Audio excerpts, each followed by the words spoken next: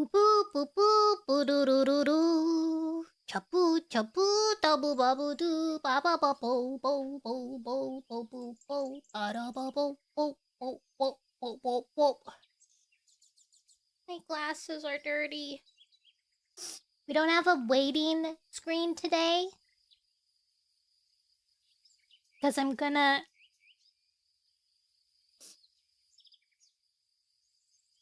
Oops, sorry. I'm gonna play Uma Musume. Dun, dun, dun. McDonald's has launched an extra large shareable version of their fries. Wow.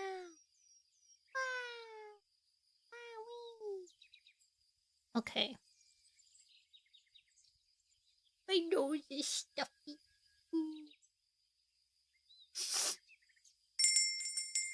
Shave. Hi, Pride! 2 years! Oh my god, you've been here for 24 months! Holy moly. A trusty pop cup. I haven't seen the sun in 2 years. It's been so long.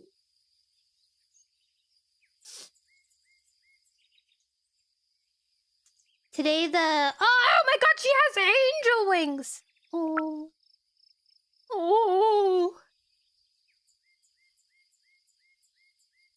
Oh my god, she's so cute. Who is this Diamond? Sotono Diamond? Hi, Ven! Oh my god, Ven, you should have been here. Did you listen to the last... You heard Baby Noelle's heartbeat! Do you have a gender? Oh my god, does Abby have a bump? Has the bump formed? Oh my god. Last Wednesday was nuts for you? Not yet for gender. Are you gonna wait or are you gonna be surprised? Hi, Windmill. Next visit. Oh, so exciting. I have no patience for surprises. Real. I would want it too because I would want like to get like cute little things, you know. Cute little things. And obviously you can get cute little things for anyone, but like, you know. Your new monitor arrived! Does that mean you have another monitor? Do I know what Roblox is? I do! Name a car for an edit. A punch buggy.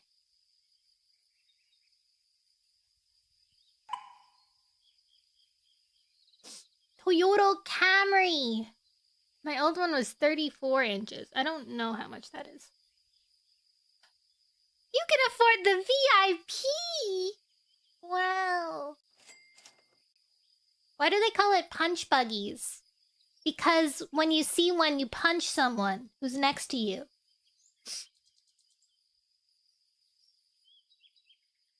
A punch buggy. Redeem it for me? You can't do that! Phil earned those VIPs fair and square. Call it Slugabug? Ah. That's so funny.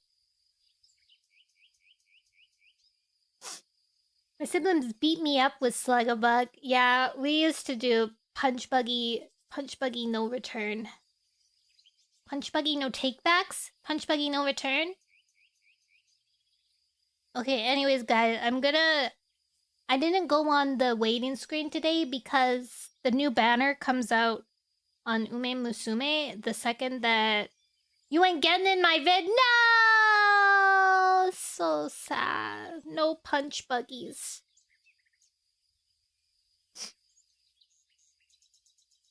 We are! Van, yesterday. Carry me, Uma Musume. Follow me. Hola, I'm English. Wanted to say that I'm a solo game dev working in Magic background. Ooh, nice. Every day is horse day. The horse game scares you? You should... Ah! So cute! She's an angel! I can be your angel or your devil. Real horses scare me. I told you a car! The punch buggy! You want me to show you a picture of it? Punch buggy.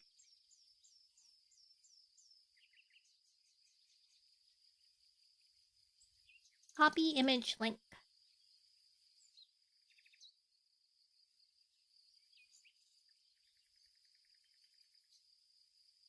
As a punch buggy.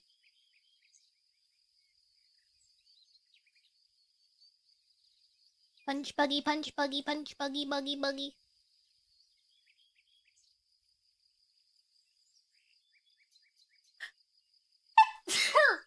Oof.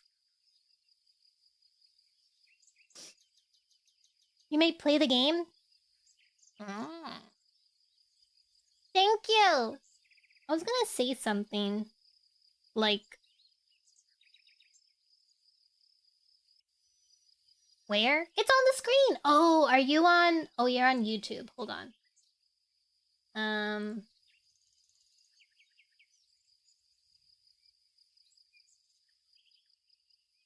You're probably on the small screen, right?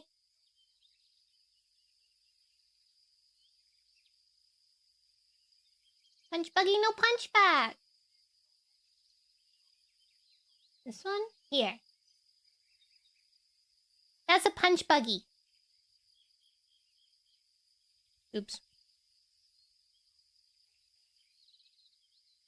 I moved myself by accident.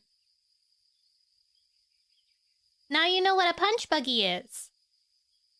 Oh no, what's my Uma Masume ID? Do I want to remove? Oh, what did I just remove? Not the right thing. Remove. Hold on, guys. I have to remove my punch buggy. Remove. Okay.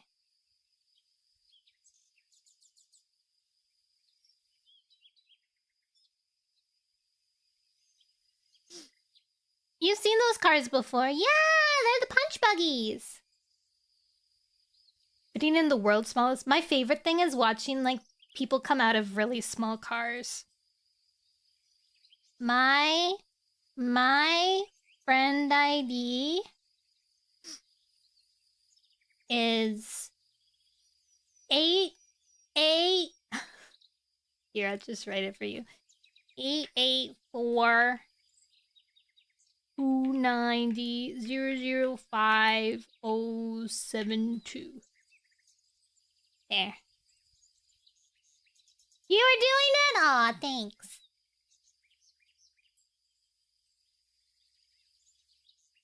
That is it's a Volkswagen? That's what it is? I always thought they were called Beetles. Punch buggies are so silly looking. Oh. She told me she was proud that I got so many. They're made by Volkswagen. Okay, guys, I'm gonna try and pull first for... You guys can't see it, by the way, but I have my phone here with me. I'm gonna try and pull for my beautiful McQueen Angel. And then I'll try and pull for the card. I'm Gambaine! I'm Gambaine! Marvelous! I want a Marvelous.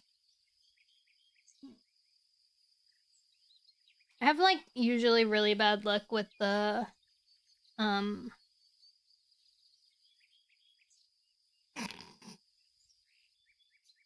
Maybe one will flip! Daiwa Skeleto. Can you hear it? Can you hear the music?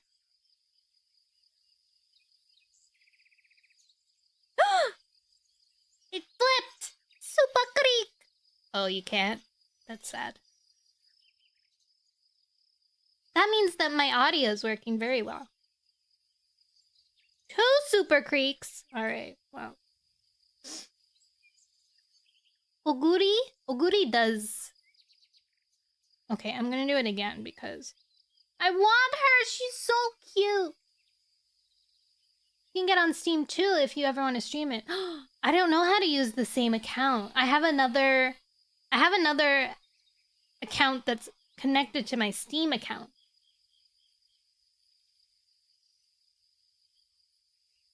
Wow! Oh my god, Eldo Condor. Wait, I already had her, never mind. Papa Gun! Winning ticket, winning ticket. I recently did winning tickets, story.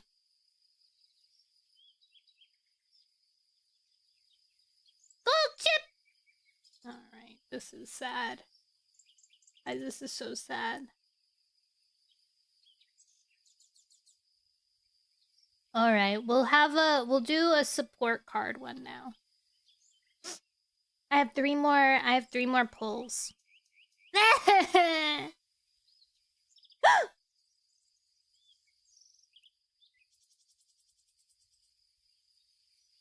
Please flip, please fit.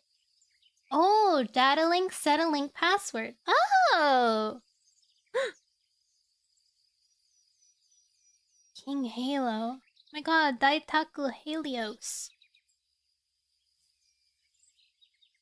Manhattan Cafe! You want to use your phone account on your Steam. Or it could be the other way around. I've put a lot of time on my phone one. Okay. Scouting again. Guys, I thought I would get streamer luck. But I'm not getting streamer luck. I'm not getting anything.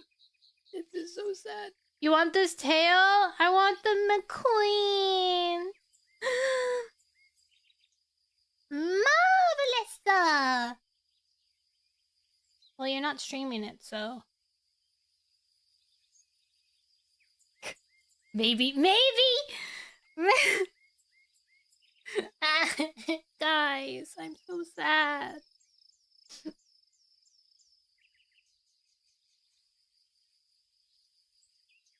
You got her first try? McQueen or tail? Wow, Mikarin took my luck from me, out of my hands. Took it from my grasp.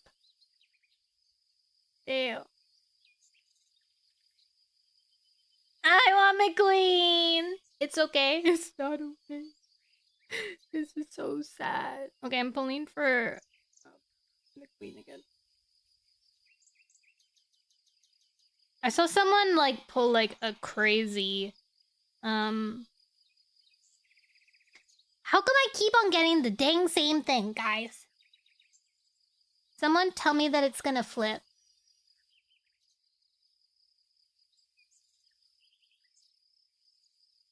Wow, winning ticket. Wow, Haru. Wow, Sakura. Wow, Ryan. Wow, Sakura. Wow, vodka.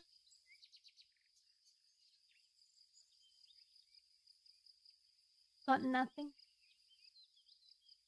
You have 2 tails? You rolled a second tail? Guys, I've literally not been spending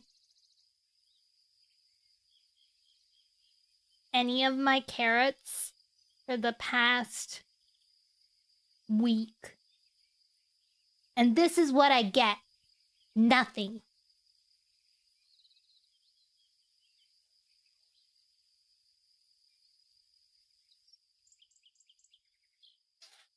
Sniff, sniff.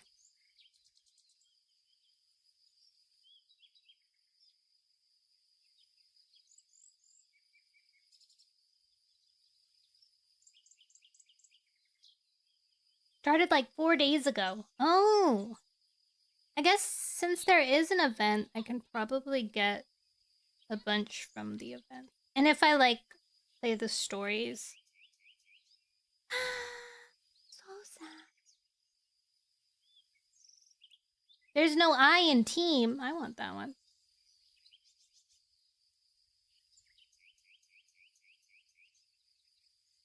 Are you Kaishin Fuzai? You already have her. Guys, I'm so sad.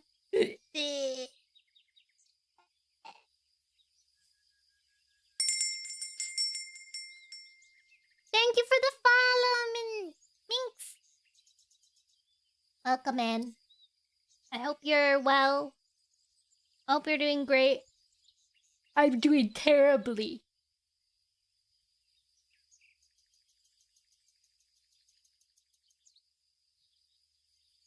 Don't worry, I deduced it because you had Teo and Oguri. I won't pay for it. I refuse to pay for it.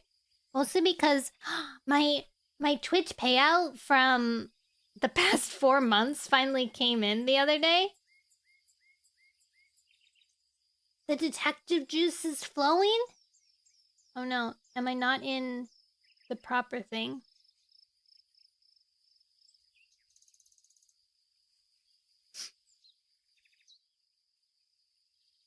Oh, okay, phew! I deduced! Yeah, what was I saying?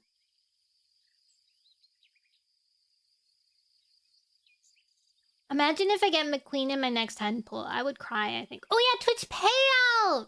I got my Twitch payout and I spent all of it on clothes. And a bathing suit. I got like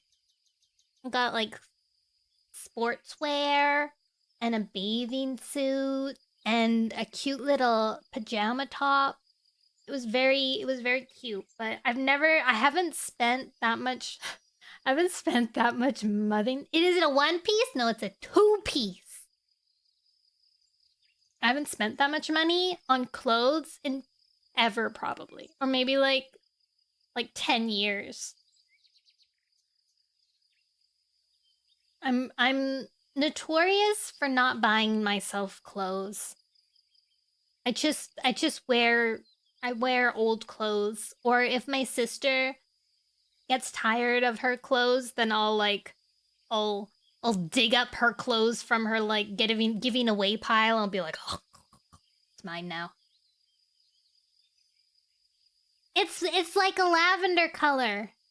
I hate having to buy clothes, and then I hate ordering them online, which is what I did, but the last time I ordered something online was from Lululemon because I wanted to try getting something for work.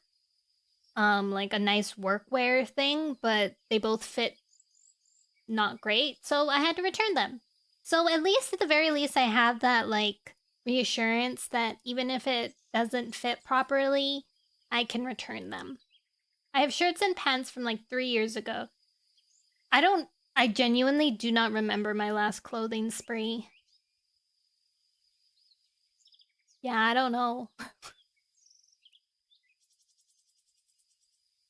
Yep, I can't even think of one. I'm mad about it because when racing against chat, well, I suck, so...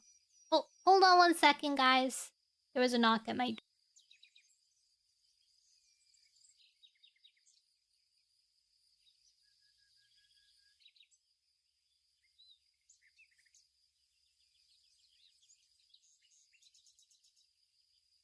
I'm back. That's true. I have socks. I buy socks. The thing is, I hardly go out, and when I do go out, it's only for work, and then when I go to work, I'm in a uniform, and then when I do walk around, I'm like, all right, well, I'll wear my skirt that I always wear. I'm literally an anime girl in real life who doesn't change their outfit.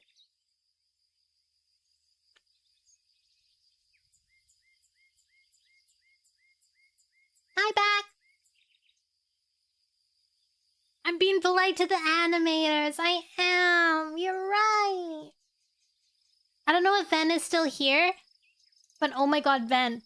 Yes, last Wednesday when we finished this book, we had a bet going. We're like, how many cats are gonna die in this last battle section? And I bet 3. And there was a few other that did 3, and then there was 1, 2, and then I think 6 died. It was 100% more than what we guessed. It was so brutal. Forgive me, which battle? It was a battle. You got a McQueen, the normal McQueen. Oh, I guess that is part of the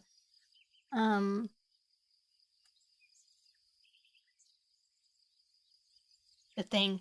I joined to death counts. That's the risk. You got a McQueen, but not the Angel McQueen. It was the battle where they were gonna have a meeting, and then Clear Sky was awful and decided to bring his entire clan to potentially kill Greywing, Tall Shadow, and Thunder.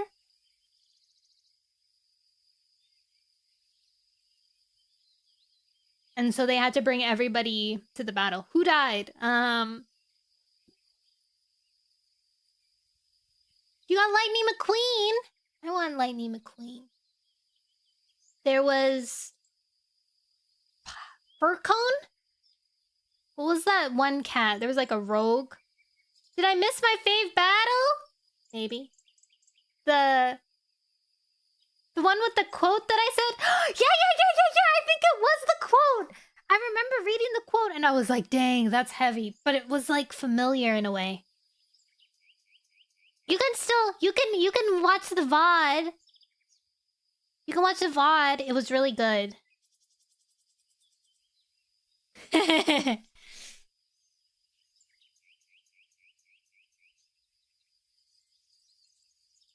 No, do I wail and hope to get McQueen? No, don't wail. Mikoran, play the game and you'll get a lot. I know. Oh my god, I was going crazy. Also, why the heck is I keep on making like a weird face. No, don't wail. Laggy's trying to live vicariously through you because he's not allowed to spend money on gacha games anymore. I would wail, honestly, if I didn't spend all my money this morning. Was there an incident? Yeah, he became a father. What was the incident?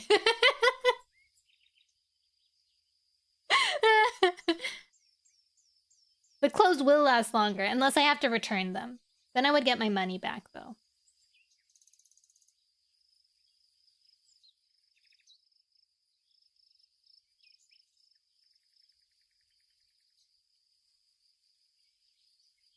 Oh, to have a baby. Oh. My thing is, like, I wish that I had a baby, but also I don't want it past a certain age anymore.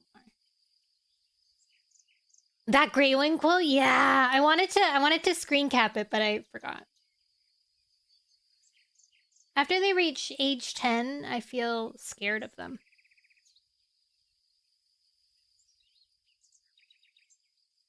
Oops. But I think I would be a good mom. Ooh.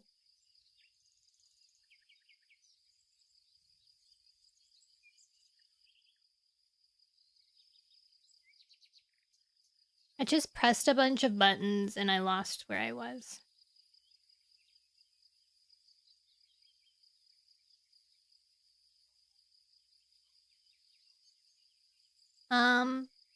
The brightest star.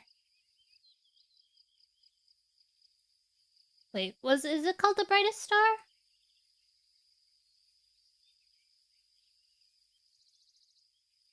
Read. Online. The blazing star. Blazing. Thank you. Thank you. I will join the club tomorrow. See, I want to time skip to age 6+. Aww. I like the babies. I like how stinky they are. I mean, not like actual stinky, but like, they're just silly. They're so weird. They're like nuggets. Little nuggets. You need a gaming buddy? I guess they could play games with you. You're right. You could play games with your baby too, like stacking blocks. Riveting stuff. You could roleplay with them with toys. Give them like a little kiss with a stuffed animal. They still suck at games. Or they'll be like me and always suck at games. Not if they have your DNA. Whoa. It's a good flex.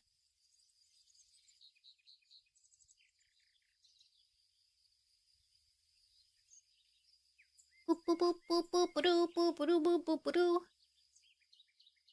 What was your greatest regret that you didn't do when you were a kid? I wish that I had learned how to sing. My sister had singing lessons, but I was too embarrassed to also have singing lessons. And I regret it. You might say, you can still get singing lessons, Nono. And that's true. I can. But I don't have all those years. That I could have been really good at it already. I could have already been awesome at it. Right now. You worried about growing up too much. Too late, old lady. No! No! Probably committing to learning an instrument. Yeah, that too. But I was really scared. I was scared of all the people who are doing lessons. And also, I feel like it would have like really hurt our wallet because we didn't really have too much money. To actually play an instrument and then learn to play it? It's not sticking with my instruments is a good one too. It's expensive. Not only the instrument, the maintenance on the instrument, and then the actual classes. There is the, like, if you enter in competitions, there's, like, a money reward, isn't there? But I would have been too nervous to do that, even.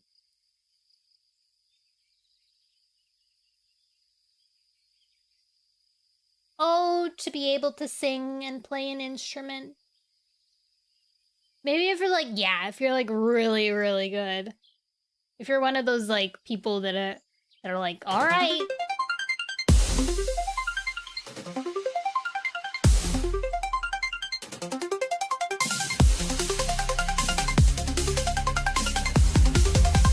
Nono could have been singing as good as me if only she sang ear.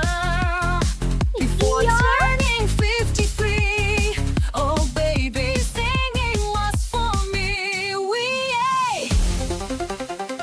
Singing. 53? How old do you think I am? No way. I love that.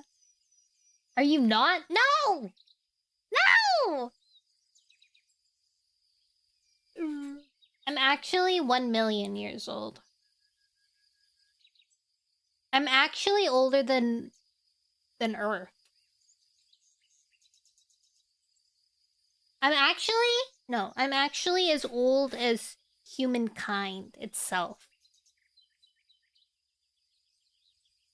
That's how old I am. Lore-wise. Yeah, I met Moses in the desert. I think Jesus wasn't even the first human, no? Jesus was like later on. I'm older than Jesus.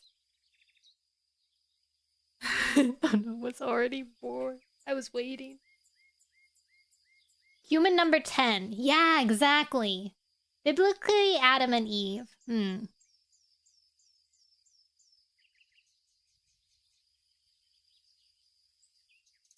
Number 10.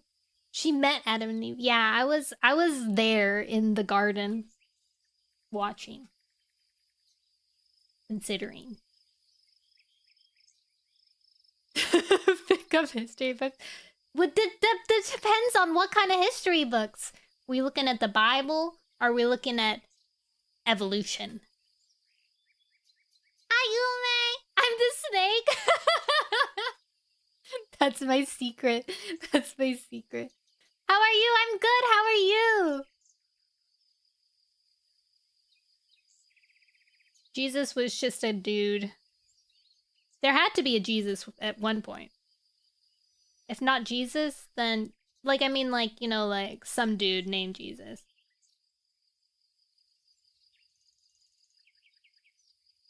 Victory Royale! Yeah, Fortnite, we about to get down. Get down! Alright, guys. Now that I've recovered from my, my morning of not getting McQueen or a beautiful support card. Oily Josh?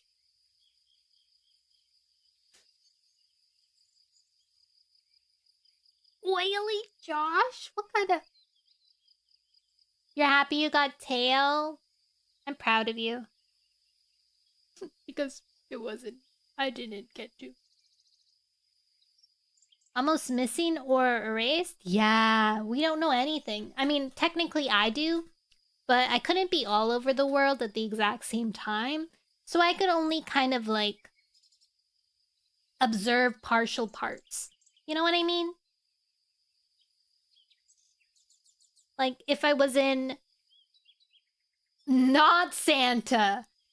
If I was in like in Pangea, if I was in like the western part of Pangea, then I wouldn't know what was going on in the eastern part of Pangea, you know? Vodka! I got vodka today when I pulled. But not who I wanted. Yeah, the collective unconscious of mankind. Human in that era was busy. Yeah, they were trying to survive real hard. I was only kind of like lingering there. I was watching with the popcorn bucket! I was the one that invented popcorn, actually. I hinted on how it was made so that people could enjoy it. That's actually my lore. I think that should be my actual... What? Why is my camera dying? That my whole purpose was to introduce popcorn to the human race. That was my purpose. There's like the guy who gave fire. The guy who gave fire to humans. I was the one who gave popcorn to humans.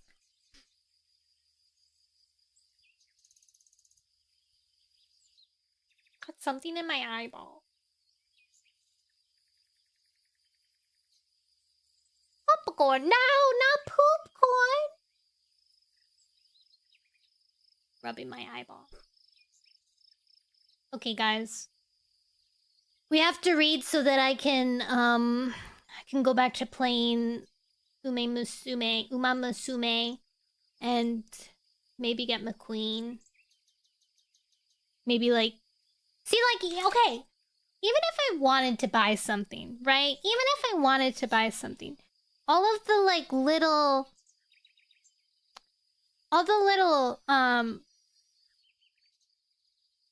things I can buy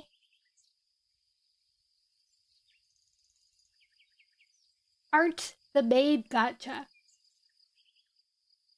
Like the on sale packs. The on sale packs aren't like, oh, get XYZ amount of carrots. It's like get some carrots and some skill points and this SR ticket that only pulls from a specific SSR pool. So it's useless to me. I'd be worried if there's nothing in your eye. That was a good dad joke, Mikaran. All right, guys. All right, guys. So let's get Did you get the limited time per? I'm not spending $65.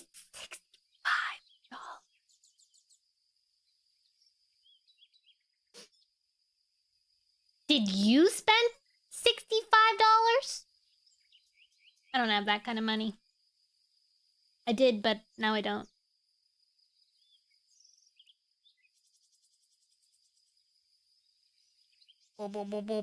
Wow. No! No warrior cats. Yes, warrior cats. Priest dogs? Huh? Oh, I get it. The opposite. Alright, guys. As usual, when I read warrior cats, no comment. Wait, was each wait, Mikarin, are you saying that all together? I haven't spent any money on the game? Me neither. I haven't, because it's been so generous. You got your tax return. Okay, that's allowed, I think.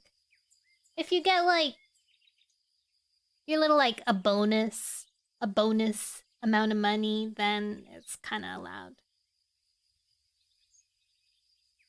Is it, like, limited 3 purchases, like, saying, like, each, you can purchase the pack of $65 3 times? Or is together all 3 of them 99? Oh no. Is it Canadian? Is that the USD price?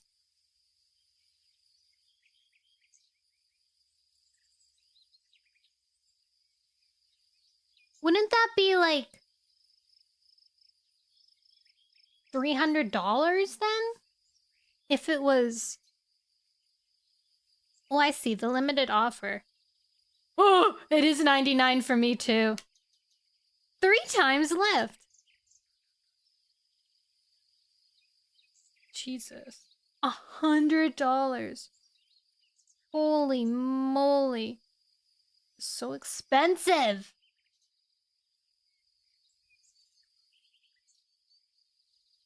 There's no point. It'd be easier watching every single horse story.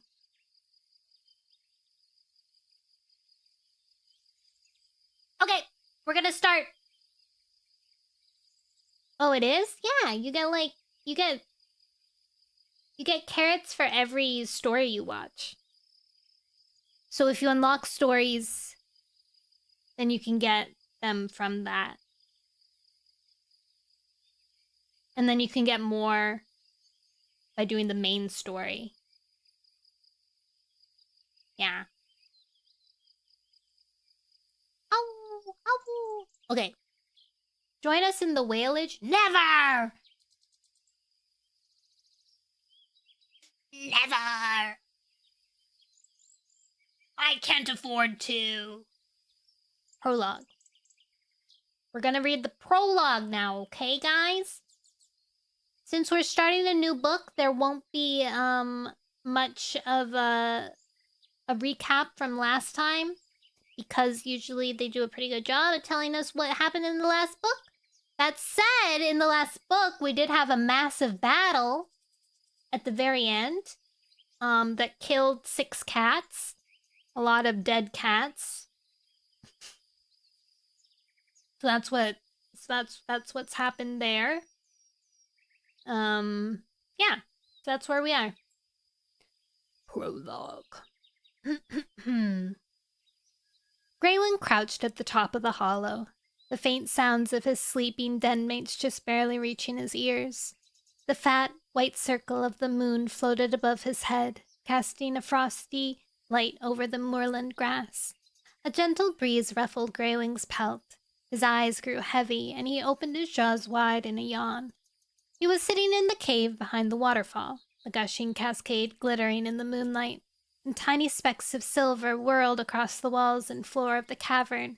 I'm back in our mountain cave, he thought. It's been so many moons since we left. Movement beside the far wall caught Greywing's gaze. Stone Teller, the tribe's healer, was pacing towards the tunnel at the back of the cave, which led to her den. Her paw steps were unsteady with age, her body scrawny and her pelt thin. She's so old, Greywing thought. I can't count how many seasons she's seen. Greywing glanced around. He saw his mother, Quiet Rain, curled up in her sleeping hollow, and the rest of his tribe mates were asleep too. There's Dewy Leaf. Oh, she had her kids, 3 of them, and they look so strong and healthy. And there's Snow Hair. She used to tell such wonderful stories. Curiosity swept over Greywing. When he lived in the cave, he had never entered the healer's private den. But I'm dreaming. He realized, maybe I can follow her now and she'll never know. He rose to his paws and padded after her. But Stone Teller had vanished by the time Greywing reached the mouth of the tunnel.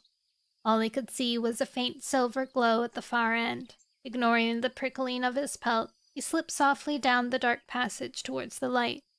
As he approached the end of the tunnel, Greywing crept forward more cautiously and stretched his head into Stone Teller's cave. He stifled a gasp as he gazed around. The cave was much smaller than the one where the tribe lived. Wait, what? The cave was much smaller than the one where the tribe lived. Oh, okay, so it's a bit confusing. It's an offshoot cave within the cave. Moonlight flooded through a jagged hole far above, washing everything with a frosty light. Stone Teller sat with her back to Greywing, gazing upwards. Pointed stones stretched down from the roof of the cave, and more of them grew up from the floor. Several met in the middle, so that it seemed as if the tribe's healer was sitting in a forest of stone trees. Ripples of water trickled down the stones, ripples of water trickling down the stones shone in the moonlight and gathered in pools on the floor. Fascinated, Greywing crept into the cave, drawing closer to Stone Teller as quietly as if he was stalking a piece of prey. He was sure that he hadn't made a sound, but before he could dart out of the way, Stone Teller extended a paw to halt him. Greywing yowled in alarm. This is a dream, he told himself. How can Stone Teller know I'm here? Why are you following me? Stone Teller asked. Her voice was gentle, though she didn't turn to look at Greywing. His ears flattened in mingled fear and embarrassment. He had no idea how to respond. I don't mean any harm, he protested. I just wanted to... His voice trailed off and he gazed up at Stone Teller, bracing himself for a sharp rebuke. Sighing, Stone Teller drew her paw back. You came here because I invited you, she meowed, her voice full of wisdom. I allowed you to follow me. I called you here. Every hair on Greywing's pelt prickled with amazement, and he raked his claws across the hard, damp floor. You can do that? He whispered, even though I live so far away? Stone Teller looked at him for the first time. Part of your heart will always belong here. Greywing knew that was true. Though life in the mountains had been harsh and cold, sometimes he still longed for the thunder of the waterfall and the sharp peaks outlined against the sky. And I still miss the cats I left behind, especially Quiet Rain. Then why? He began. Be quiet, Stone Teller mewed. Her trembling whiskers were angled towards a spider spinning its web in the silvery moonlight. Greywing spotted some flies caught at the edge of the net. The spider was making her slow way over to them, their shining strands quivering with her movements. Greywing stifled a meow of laughter. That's going to be one fat spider very soon. With a sudden flash of movement, Stone Teller leaped up and raked her claws through the web, shredding it into scraps. Greywing let out a gasp as the spider hurled down. Instantly, it set out a strand of web, halting its fall so it could lower itself slowly to the ground. It scuttled out of sight, its home destroyed. Why did you do that? Greywing asked, staring at Stone Teller. The healer returned his stare. Never mind that, she meowed. What will the spider do? That's a really dumb question, Greywing thought. But I can't tell Stone Teller that. Well, the spider saved herself, he agreed. Yes, it did, Stone Teller agreed. And what will she do now? What is this? Greywing asked himself, beginning to feel irritated. I'm not some kid who needs to be taught how to groom myself. Taking a deep breath, he answered, She'll build a new web. That's right, Stone Teller mewed. Wisdom and a long life came from being flexible. One day soon you will need to be just as flexible. You will have to be strong for yourself and for other cats. You already know that life is hard. It's about to become harder. Apprehension thrilled through Greywing from ears to tail tip. He let out a snort of surprise and distress. Can't you tell me more than that? He demanded. Can't you be more specific? Stone Teller's voice softened, and she dipped her head sympathetically. It's not for me to plan out your future, Greywing. I can only give you guidance. You must make your own decisions, but you will need to be strong, stronger than ever before. She glanced over Greywing's shoulder, turning his head to follow her gaze. Greywing seemed to see all the way down the tunnel to where his mother, Quiet Rain, was still asleep in her hollow. A deep ache awoke in his heart. It's been so long since I left her in the mountains. So long since I felt the soft touch of her fur. Make your mother proud, Stone Teller instructed. Remember who you are and where you came from. I'm telling you these things because I know you're strong enough to listen. A great destiny awaits you and your friends, Greywing, but it won't wait forever. Dun dun dun. Chapter 1. It's time to bury our dead, Tall Shadow declared. The black she-cat's words dragged Thunder's attention back to the death and devastation all around him. Everywhere beneath the branches of the 4 oak trees, the moonlight showed him pools of drying blood and tufts of torn-out fur. Cats lay on their side in the trampled grass, their eyes open and their faces frozen in expression of pain or shock. The anger that had made them fight had vanished like mist under the morning sun. Now every cat looked vulnerable, the living as well as the dead. Thunder caught the flapping of a black wing from the corner of his line of vision, and turned to spot a crow as it aligned on a low branch. Its tiny, bright eyes flicked greedily from cat to cat. A shudder ran through Thunder from ears to tail tip, and his fur bristled. Tall Shadow's right. No cat should be left here as food for scavengers, not when they've given their lives in such a bloody battle. He felt as if he were carrying a heavy, wet rock in his chest, in place of his heart. Somehow, he knew that everything had been leading up to this terrible battle. No matter what any cat could do, nothing could have stopped it. Cat against cat, claw against teeth, all because of arguments over territory.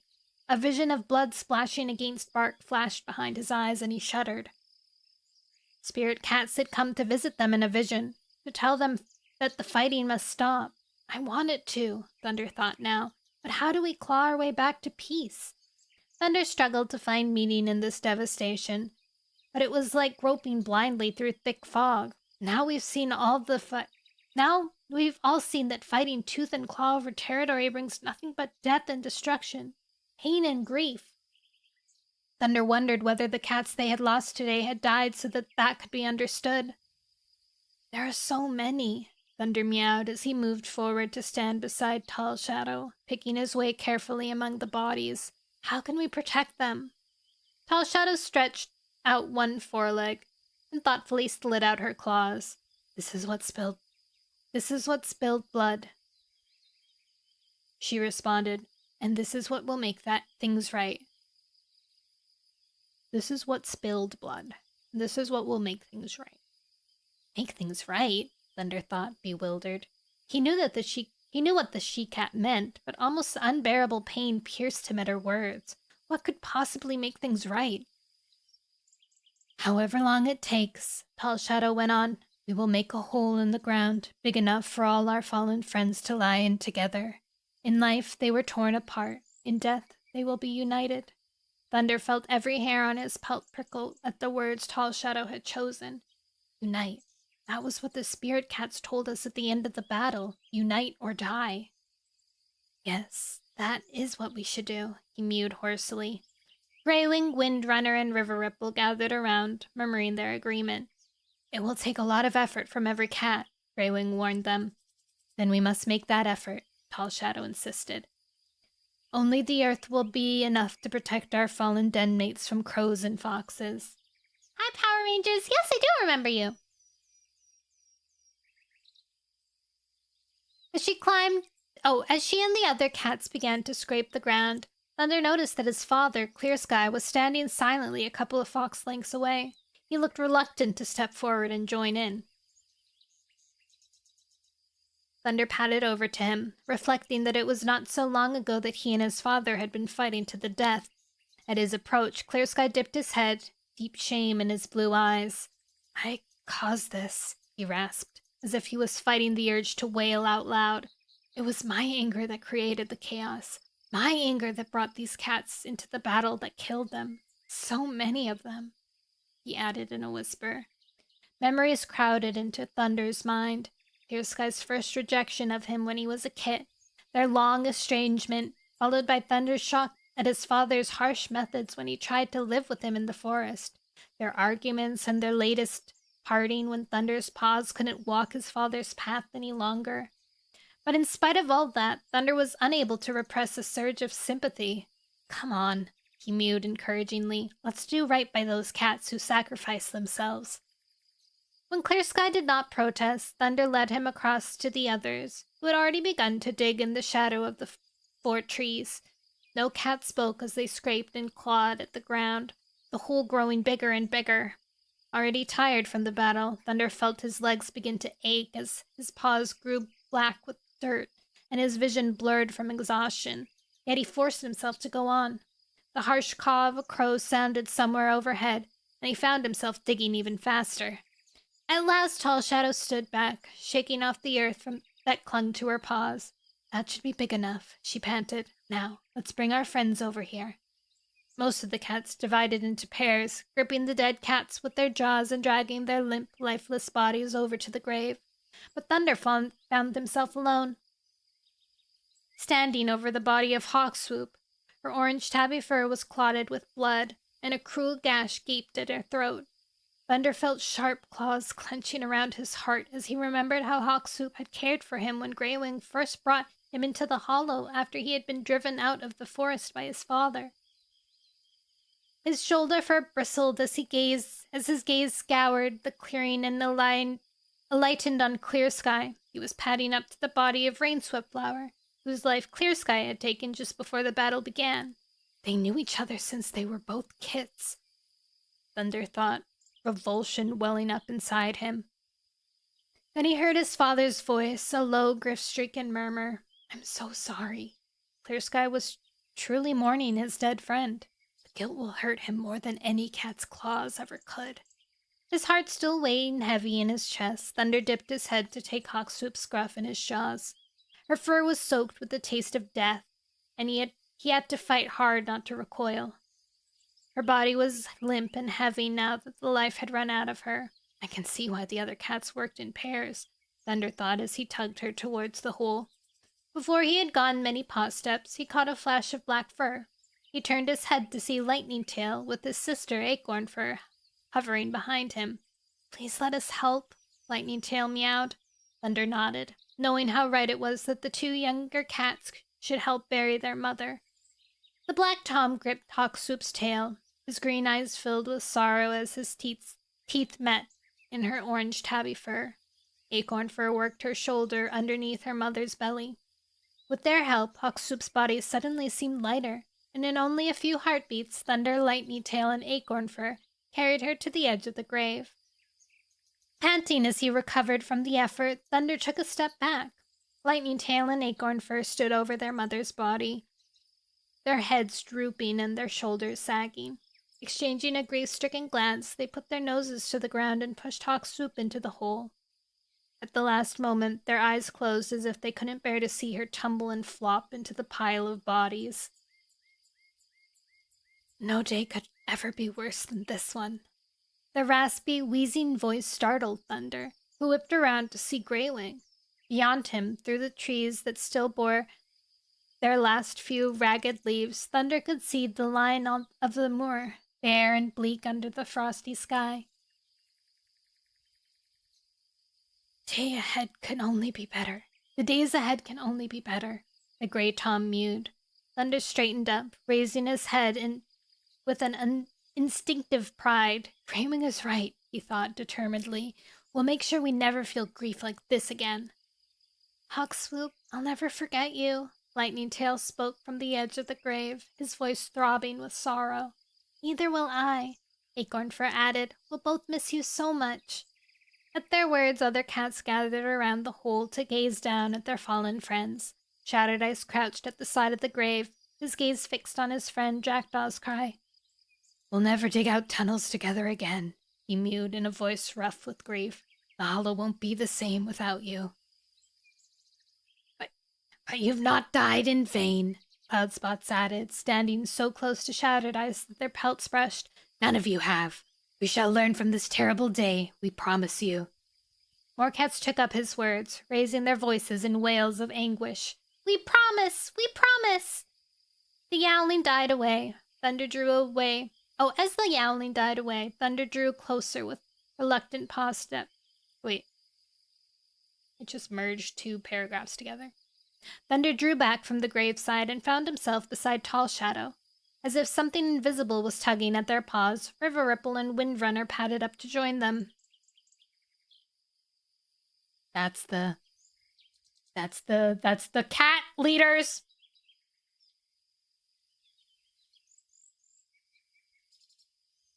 Thunder, Tall Shadow, River Ripple, Windrunner. Ah!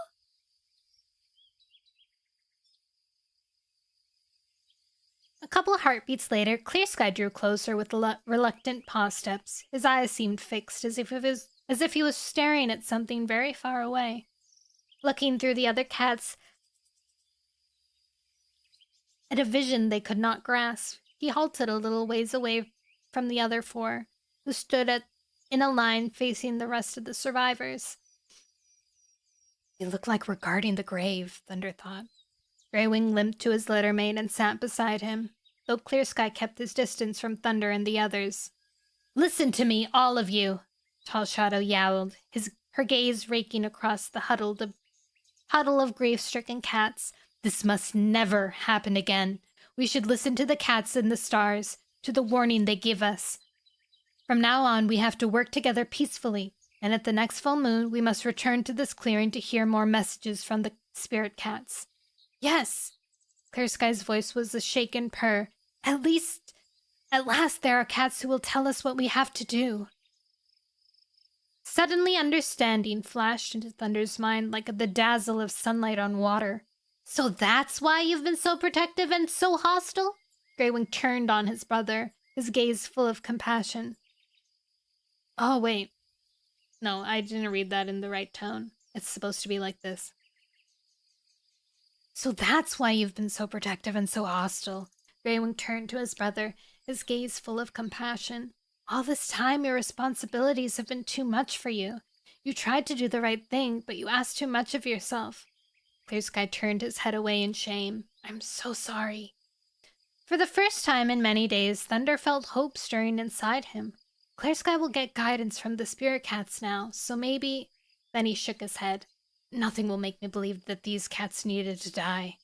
Tall Shadow cleared her throat loudly, interrupting his thoughts. If I can be allowed to finish what I was saying. She paused as the other cats dipped their heads in acknowledgement, then continued. I want to promise that all cats will respect one another. No more fighting over territory and prey. Too much has happened, and all of us need time to recover. Indeed, I believe that any cat who needs help should receive it, whoever the cat and whatever they've chosen to live. Do you agree? As she finished speaking, Tall Shadow looked at Greywing, whose gaze immediately flicked at Thunder. My young kin proved himself in battle, Greywing meowed. Tall Shadow, he is the one you should look to in times like this. Tall Shadow looked puzzled. To Thunder? Yes, Greywing replied, bowing his head. I need to think about what's happened, and what the future will hold. Thunder should take his rightful place as leader with you and Clear Sky and River Ripple. He stepped down. A storm of anxiety broke inside Thunder. Greywing had been like a father to him. Now it sounded as though he was distancing himself. Greywing was crouched down as if he was overcome by grief, as well as weakened by his illness. Knowing that the time for reluctancy or modesty was far behind him, Thunder turned to Tall Shadow. These cats need me now. I again. I love your icon. Yes, we should help any cat in trouble, he replied. A meow of agreement came from Windrunner, while River Ripple dipped his head. I will help any cat I can, he responded, surprising Thunder with the depth of feeling in his voice. It was the first time River Ripple had lost his usual calm detachment. Exposed. Hope you're well. I am. I hope you're well as well. We're just reading Warrior Cats today, so it's a chill little time. And he wasn't really close to any of the cats who died today, Thunder thought, impressed. He turned to his father. Clear Sky, do you agree? Clear Sky was once again gazing into the distance at something that only he could see. He started at the sound of Thunder's voice. Yes, I agree, he mewed. Thunder wished that his father seemed more committed to the decisions that the rest of them were making, but he told himself that Clear Sky was probably shaken up by the terrible events of the night, just like the rest of us. Chapter 2. Now it's time for all of us to go home, Tall Shadow announced. Hi, Aid.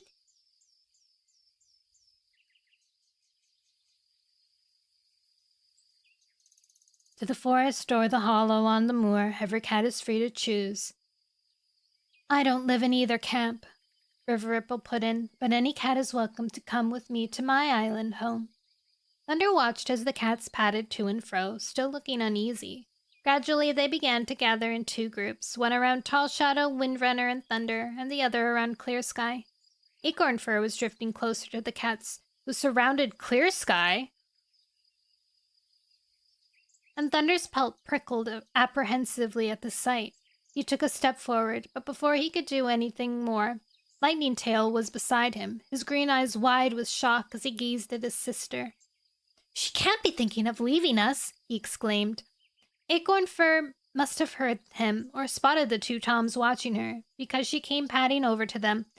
I'm not sure I want to go back to the hollow, she meowed, blinking apologetically. Too much has happened. I'd keep expecting to see hawks swoop and jackdaws cry. Her voice trailed off with a choking sound. As she spoke, Clear Sky emerged from his group of cats and came to join them. I'll happily take Acorn with me to the forest, he declared, if that's what she wants. Acorn Fur didn't respond, just stared mutely at the ground. With an unpleasant jolt, Thunder realized that was exactly what she wanted. And there's nothing I can do about it. We've all agreed to live in peace with one another. Besides, he added to himself, what Tall Shadow said is true. Every cat should be allowed to choose where they want to live. Acorn Fur! He drew a long sigh. Once again, it was clear that nothing would ever be the same. Hi, Windmeal. Welcome back. But Lightning Tail clearly wasn't able to accept that. How can you leave me? He yowled at his littermate. I won't be far away. Acorn Fur brushed her brother's shoulder with her tail. The forest is very close. Would you like to come with me? She gazed at him hopefully.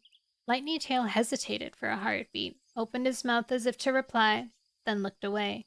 As if unable to find the words, he gave a sad shake of his head. A great surge of warmth and affection swept through Thunder for his loyal friend. He stepped up to Lightning Tail and pressed his muzzle gently into the younger cat's flank. Acorn Fur is right, he meowed.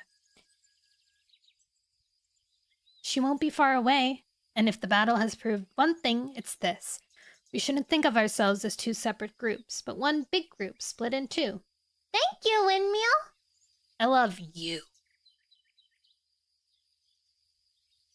Longtail gave a nod of understanding, but he still didn't look happy. Of course he isn't, Thunder thought. I'll make sure to look after him in the future.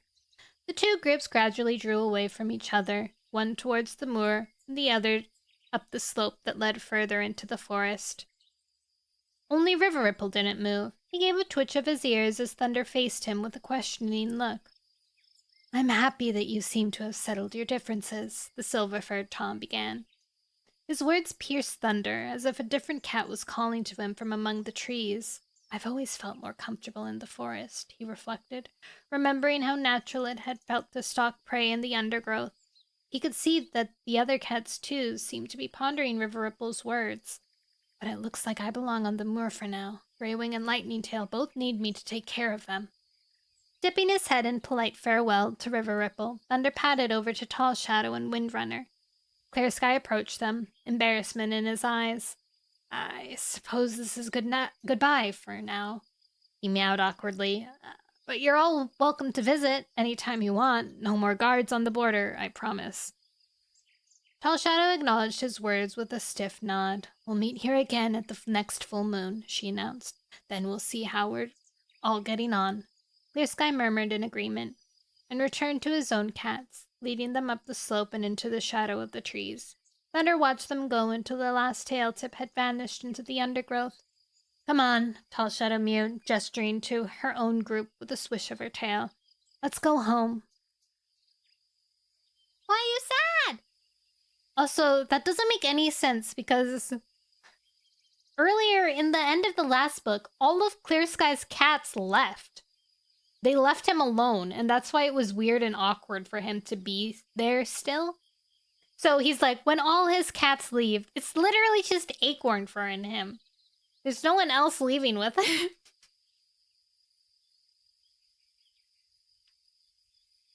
But will it still feel like home? Thunder wondered sadly. There are a lot of inconsistencies.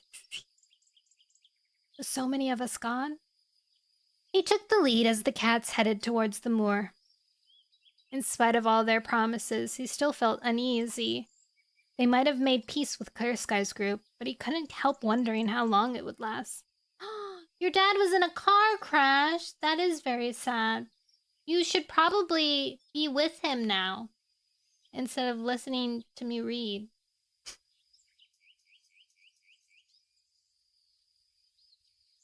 Or if you can't be with him, then, I don't know, maybe like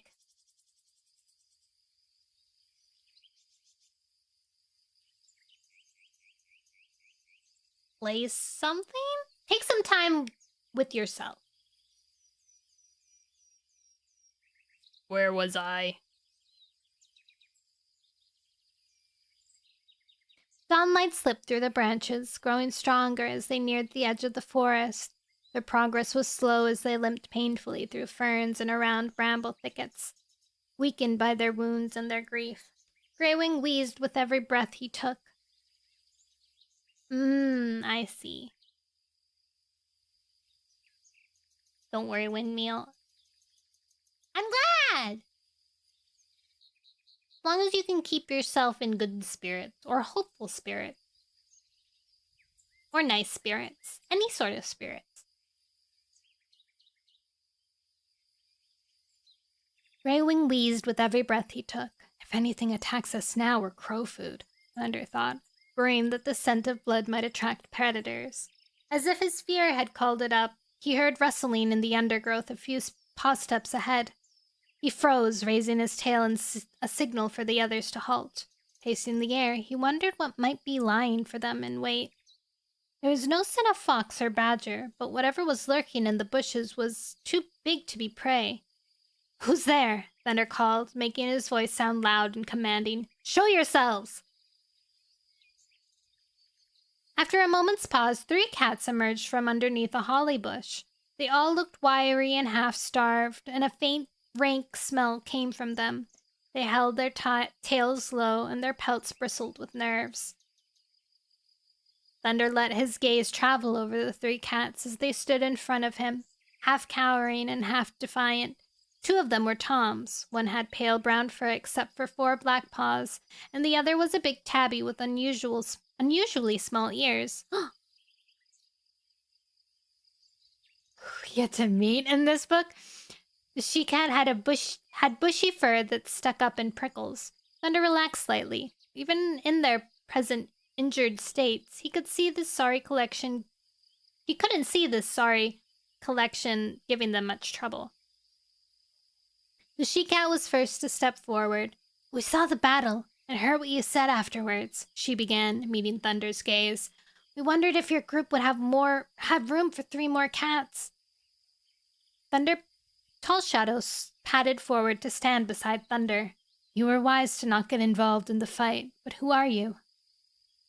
She asked. I'm called Holly. Oh my god, Holly. The she-cat replied. These are Mudpaws and Mouseier. The tabby Tom ducked his head, looking shyly amused. Can you guess how we got our names? He asked. Won over by their friendly tone, Thunder couldn't resist replying. Mudpaws is easy, he meowed. That cat has black rings of fur around all his paws, as if he's been padding through a muddy field. Lightning Tail was curiously circling around the big tabby. Mouse first small your love child.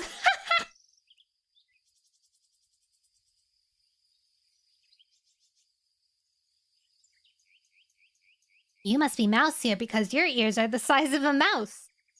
Fizz, Lightning Tail announced at last. What? Mouseier faced Lightning Tail with his lips drawn back in the beginning of a snarl. Lightning Tail braced himself, as though ready for an attack. Thunder took a pace forward, but Holly raised her tail to stop him. It's okay, She reassured him. Mouseier may look like a big bully, but underneath that tough shell, he has a soft heart. Unlike you. Oh, unlike you, Mouseier retorted. Backing away from Lightning Tail, Holly's spine stiffened, and her neck fur began to bristle. Thunder let out a murmur of laughter. I get it, Holly. You're as prickly as that bush you were hiding under, am I right? Mudpaws and Mouseier shared an amused glance as Holly raked the ground with her forepaws in irritation. Maybe, she admitted, glaring at her 2 friends. Rays of sunlight were piercing through the leaves as the sun rose higher, and Thunder felt a wave of exhaustion sweeping over him. He needed to get back to the hollow and sleep, for days and days. Why don't you join us? Tall Shadow asked the 3 strangers. You say you heard the cries and yowls of batter. Can't you see that we're injured? It will be no easy life with us. You may end up helping to tend the wounded. The 3 cats exchanged glances, then Mouseier stepped forward. Yes, we saw the fight last night, and we can see now how you suffered. But why should that mean we don't want to share a home with you? We respect you for your bravery. Thunder's pelt burned with shame to think that there had been witnesses to the horrors of the battle. He didn't feel brave at all. We think you're all very brave, your Mouseier went on. We like living on the moor, but it's hard when it's just the 3 of us. We think that you could benefit from having us around. I can fight off just about any cat. I even got the better of a badger once, and Holly's really good at sensing whether cats can be trusted. It's true, Holly put in. When you're hard to please like me, you'll definitely get the sense of which cats deserve the benefit of the doubt. And Mudpaws is an excellent stalker. Those paws will take him anywhere, as silent as a spirit cat. Spirit cats? Tall Shadow asked, pawing the ground. What do you mean? Mouseier looked confused. It's just an expression we have, he explained. There aren't really spirit cats living here. That would be too weird, he finished, with a pretend shudder. Thunder took care not to catch Tall Shadow's eyes, so these cats didn't witness everything that went on last night. They didn't see the spirit cats. Exhaustion rolled over him again like a dark cloud. All he wanted was to crawl up in his nest. He could hear approving murmurs from his den mates and see some of them nodding. Come on, then, he said to the 3 strangers. You can accompany us. With a sweep of his tail, he signaled his cats to get moving again. His limbs aching, every paw step an effort, he led the newcomers across the moor to the hollow. Wow. 3 cats died from their side, and they got 3 new cats immediately after. Exchange. Equivalent exchange!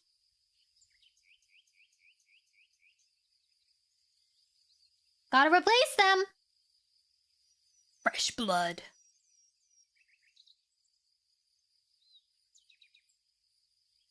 It's 420! Greywing stood beneath the spreading branches of the 4 oaks, his gaze fixed on the earth that covered the cats who had fallen in battle. Though almost a moon had passed since then, he could still hear the yowls of defiance and the screeches of pain, as if that terrible struggle would never stop. The taste of blood remained in his throat, as if he had been jerked back into that dreadful times.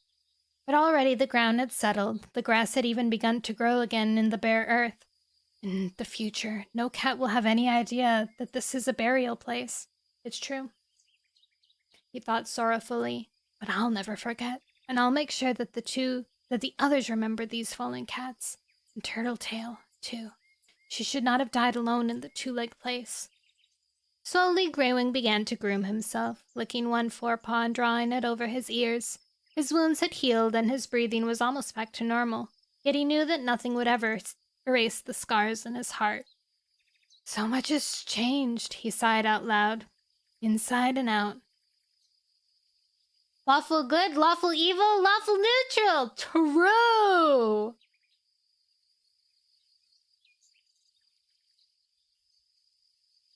Greywing felt that he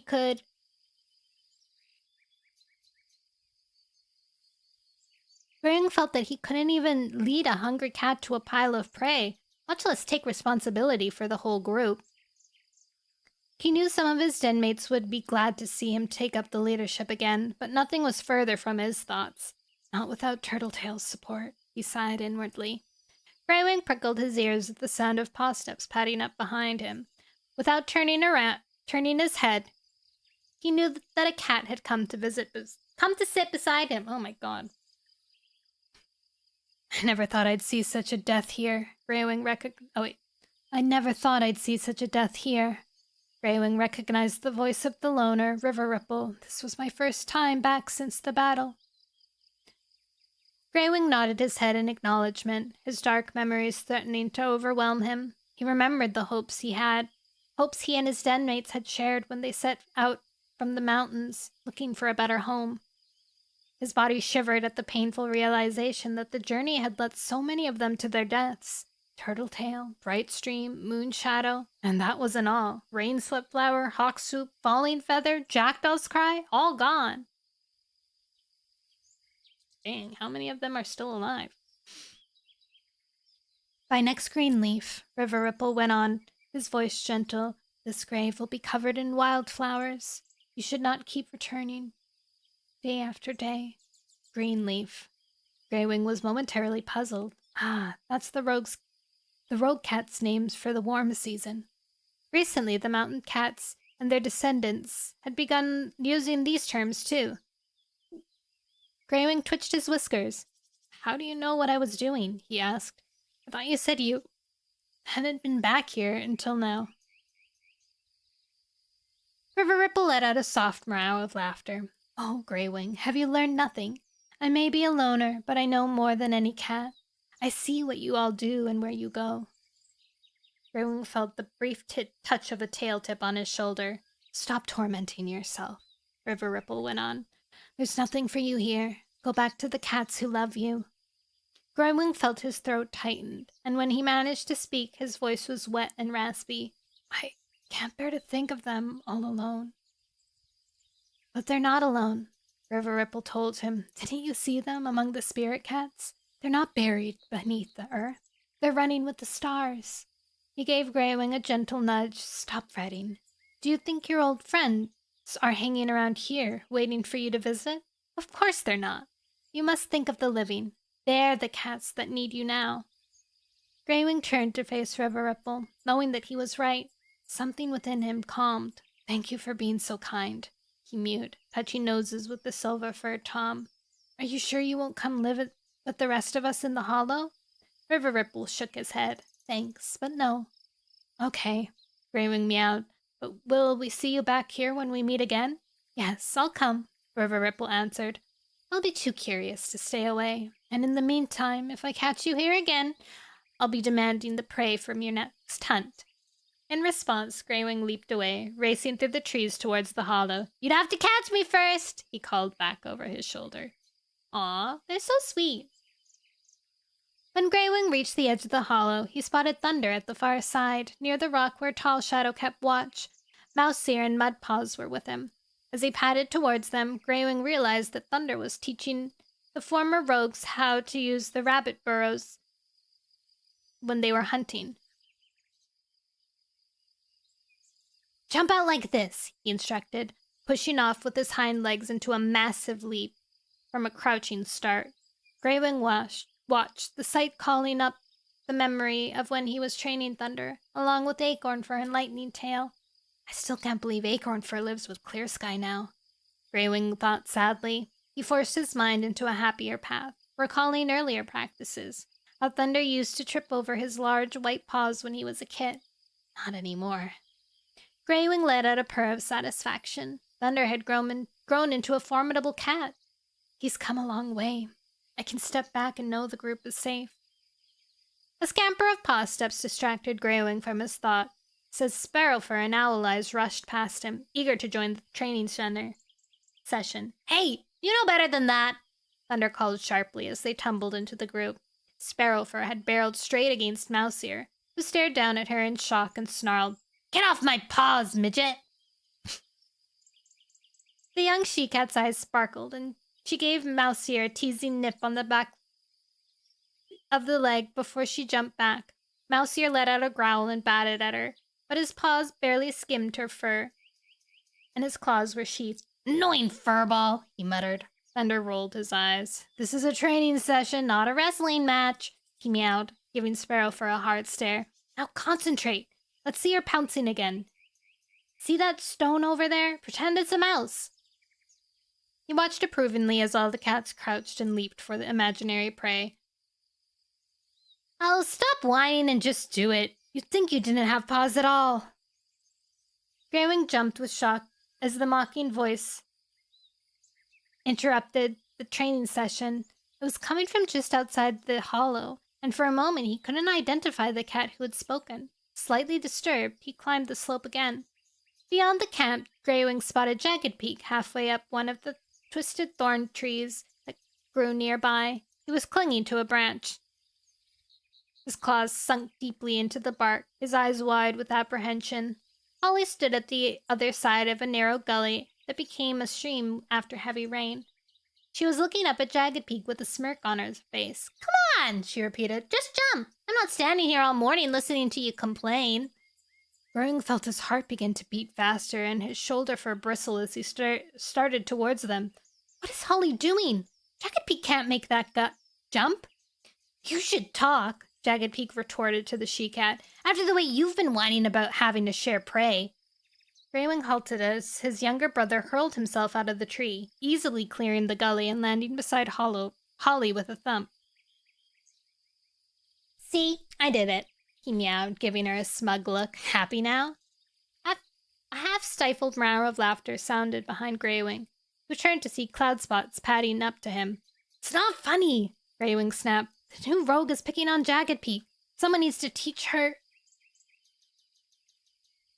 His voice trailed off as he noticed the amusement glimmering in Cloudspot's eyes. Stay out of it, Cloudspots advised him. I don't believe it's what you think it is. Besides, Jagged Peak can take care of himself. Yo, they flirtin'. Can he? Greywing asked himself. Ever since his younger brother was injured falling out of a tree, he had always assumed that Jagged Peak couldn't take care of himself. Have I been unfair to him? Leaving Holly and Jagged Peak to their own peculiar kind of training, Greywing headed back into the hollow, to where Thunder and his cats were still practicing their pounces. Before he reached them, Pebbleheart appeared out of their den, and padded up to walk alongside him. Since he was a young kit, the Tabby Tom had shown healing skills, sometimes mysteriously knowing how to treat illnesses without being told. He had strange dreams, too.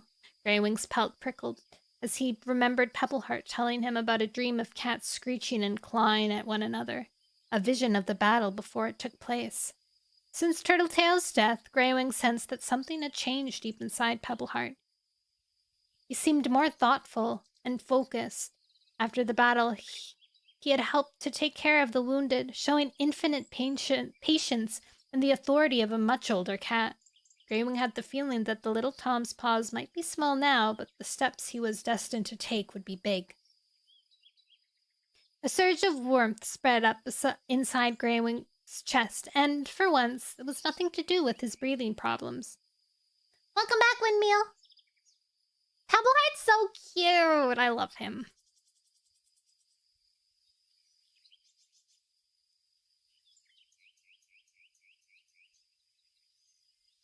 I promise I'll be a good father to all 3 of these kids. I'll do my very best for them.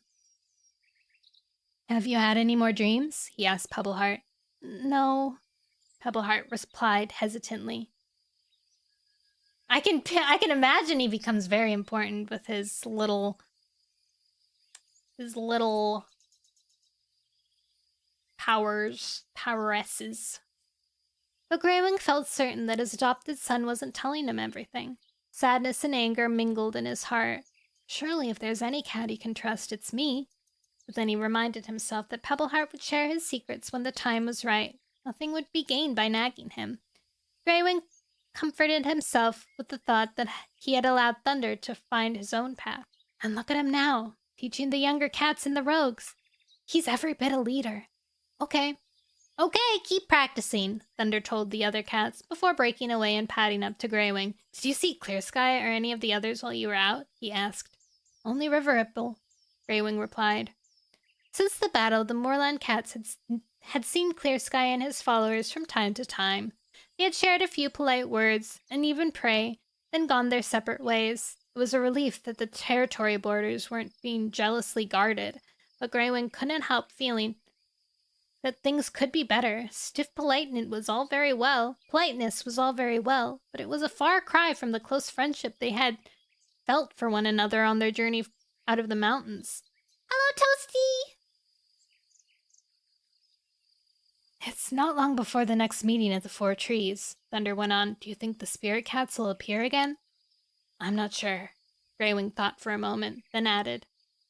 But we'll all agree to meet there at the end of the next full moon.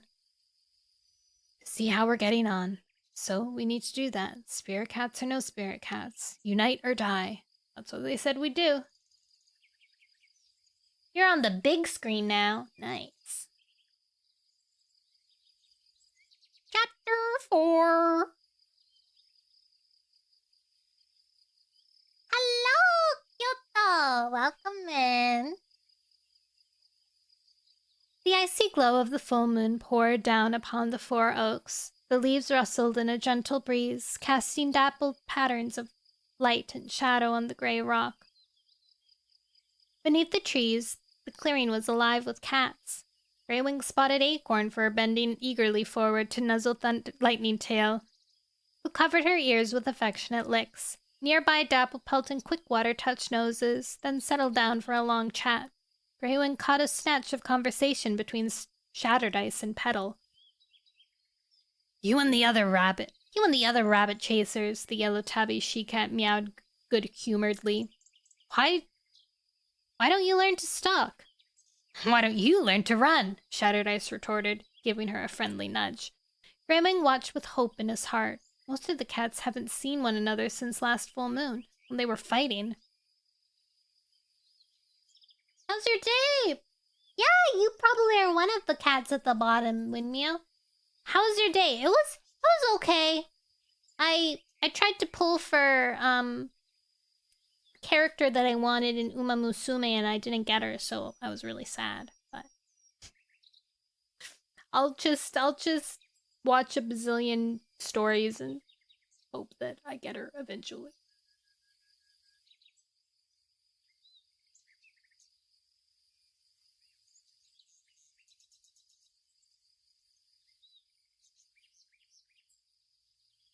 Where was I? Greywing watched with hope in his heart. Most of these cats haven't seen one another since last full moon. When we were fighting, he murmured to Thunder and Tall Shadow, who were standing on either side of him. And now look at them. Maybe the peace really will last. Tall Shadow blinked, looking on with mild surprise as Cloud Spots and Leaf touched noses and settled down side by side, their pelts brushing. Perhaps the worst is behind us, she agreed. And we can start making plans for the future, Thunder put in. Clear Sky padded over to join them. Relief flooded over Greywing to see his brother looking relaxed and friendly. For so long, all he cared about was protecting his territory. After a few moons ago, he wouldn't even share prey with me. But we all learned lessons when our friends died. It's good to see you, Clear Sky mewed, dipping his head to the moorland cats. His gaze traveled across the mingling groups, and he added, Do you think the spirit cats will be pleased with us? I hope so, Greywing replied. We've done nothing wrong, and yet, somehow, things don't seem quite complete. He couldn't explain the emptiness he felt any more clearly. Surely there's more uniting than just not battling one another. Bye, Kyoto! Have a good rest of your day! Gradually, the babble of talk died away, and the cats gazed up expectantly at the dark sky, but all they could see were stars and the cold circle of the moon. What do we do if the spirit cats don't come? Greywing wondered, his belly cramped with tension, as a confused murmur came from a little group of cats off to one side. Please, not another attack. Then the group of cats parted, and River Ripple brushed between them and padded up to Greywing. His perfectly groomed pelt shone silver in the moonlight. Greetings, Greywing purred, amusement bubbling up inside him. I don't have any prey to share, you know. River Ripple dipped his head, his eyes glinting with humor. I wouldn't miss this meeting, he mewed. I remember how scared you all were the last time the spirit cats appeared. But it doesn't look like they're going to show up tonight, Windrunner murmured sadly. I think they will, River Ripple responded confidently. Just wait. As if his words were a signal, a mist began to rise from the ground, chilly with the promise of leaffall. It swirled around the waiting cats, rose to cover the 4 great oak trees, and finally blotted out the moon and the stars. Greywing found himself standing in the midst of a silver-gray cloud, so thick he couldn't even see the cat standing next to him. Nervous meows came from close by, and his own pelt was prickling as he tried to push down his fear. Gradually, the clouds began to fade until Greywing could make out the shapes of his den mates, standing within a fuzzy ring of light that encircled the whole clearing. Then, as the last of the mist cleared away, he saw that the light came from the spirit cats, sitting all around as if they were still alive. Greywing had to blink as he looked at their brightness, but he recognized them instantly. The cats who had died since they left the mountains. Brightstream, Shaded Moss, Moonshadow, and Turtletail. He felt just as shaken as he had the first time they appeared. The shining form of Rainswept Flower rose to her paws and took a step forward. As she did so, Greywing noticed that Clear Sky had turned his head aside in shame, as if he couldn't bear to look at the cat whose life he had taken before the battle had even begun. You have done well to observe peace since the last full moon, Rainswept Flower meowed, and yet the claw still blights the forest. Greywing and the other living cats exchanged confused glances. How can that be? Tall Shadow asked. We haven't fought since... Her voice trailed off, as if she could hardly bear to finish her own sentence, since the battle here. Unless cats have been fighting in secret, Windrunner snapped, gazing around with suspicion in her eyes. No, that's ridiculous, Greywing protested. We would know. Turtletail padded forward to stand beside Rainswept Flower. You will realize what it means in time, she assured them. Greywing's heart filled with sorrow as he gazed at his dead mate. Her pelt shone with starlight. She was even more beautiful than he remembered. It hurt him more than any claw to hold her gaze, and his voice shook as he asked, Can't you just explain? Won't that save time and bloodshed? Turtletail blinked sadly. Cats can fight and fight and fight, she mewed, but sometimes even the sharpest claw cannot make a wound. Greywing let out a frustrated growl. What does that mean? He turned his head as he spotted movement to one side. He saw River Ripple padding closer to the 2 starry she-cats with the whisk of his tail. If something is meant to happen, it will, he pointed out calmly, and no cat's will is strong enough to stop it from happening. A chorus purr of approval rose from the spirit cats. River Ripple is clever, Shaded Moss meowed, an approving blink of his deep green eyes. You should listen to him. Yes, I agree with what he said, Thunder added eagerly, a glow of understanding in his eyes. I felt that after the battle, like everything had happened up until then was leading us to that moment, that fight. Greywing felt his chest tighten as his young kin swerved. He turned in an anxious circle, his gaze raking the assembly of the spirit cats as he tried to read something in their impassive expressions. But why did it have to happen? He asked. Why was it unchangeable? And remember how I made the decision to leave the mountain, to settle in the hollow, to raise thunder as my own. I made those choices. Turtletail gazed at him sympathetically. Did you? She asked gently. Or did you follow an errant brother out of the mountain? Greywing's chest felt like it had been filled with ice. It was a feeling of helplessness. She's right. It wasn't my decision to leave the mountains, he realized. If Jagged Peak hadn't decided to run away and follow the cats who left, Quiet Rain would have never insisted that I followed him to make sure that he came to no harm. Everything that happened after that wouldn't have happened if Quiet Rain hadn't pleaded with me. Greywing, you mustn't worry, Turtletail meowed. I know you don't like feeling powerless, but you were brought to this point for a reason.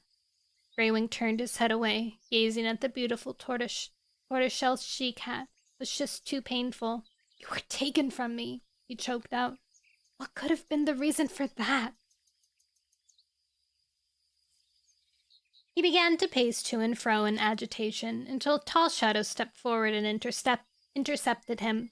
Calm down, she ordered. We're being told what to do. Greywing took a deep breath, forcing himself to stand still again. I want to be rid of these awful feelings, he hissed. I thought the spirit cats would help. Before he had finished speaking, Storm bounded forward to face him. You and the other cats are getting all the help you need, she told him, her whiskers twitching impatiently. All the help that we can give. That's right. Moonshadow patted up to the side of his sister, Tall Shadow. But there's still more work to be done. Only the blazing star can blunt the claw. Frustrated by the constant hints and riddles, Greywing felt another angry yowl burning in his chest. But before he could utter a sound, Brightstream spoke, echoing Moonshadow's words. Yes, the blazing star. To survive, you must grow and spread like the blazing star.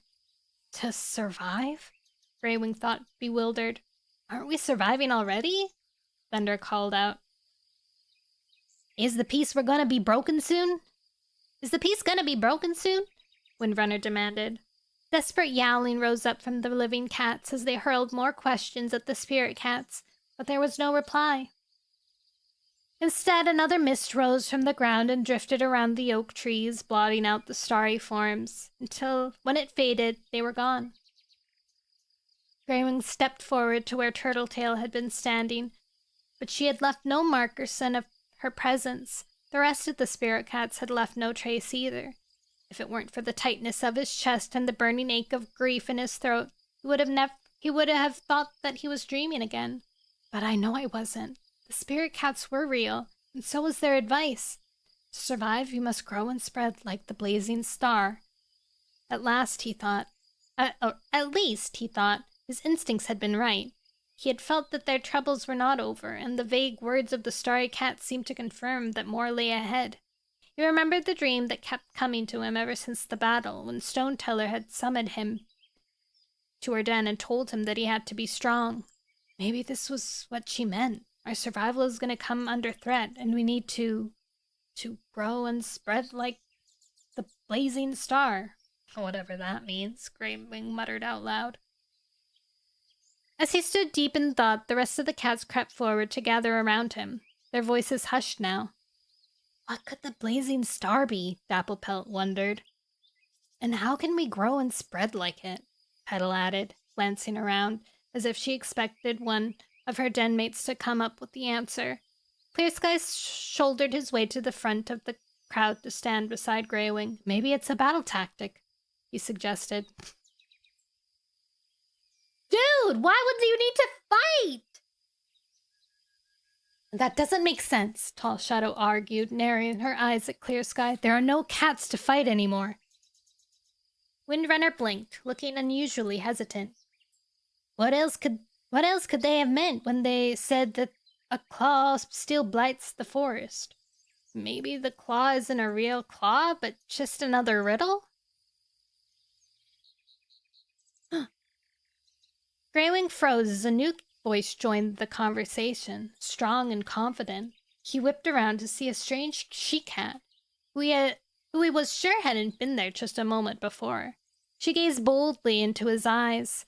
Her fur was thick and golden, its tabby markings rippling over her body, except for her chest and paws, which were pure white. "Where did you come from?" he asked. "Are you part of Clear Sky's group?" The she-cat didn't reply, and Clear Sky wasn't taking any notice of her.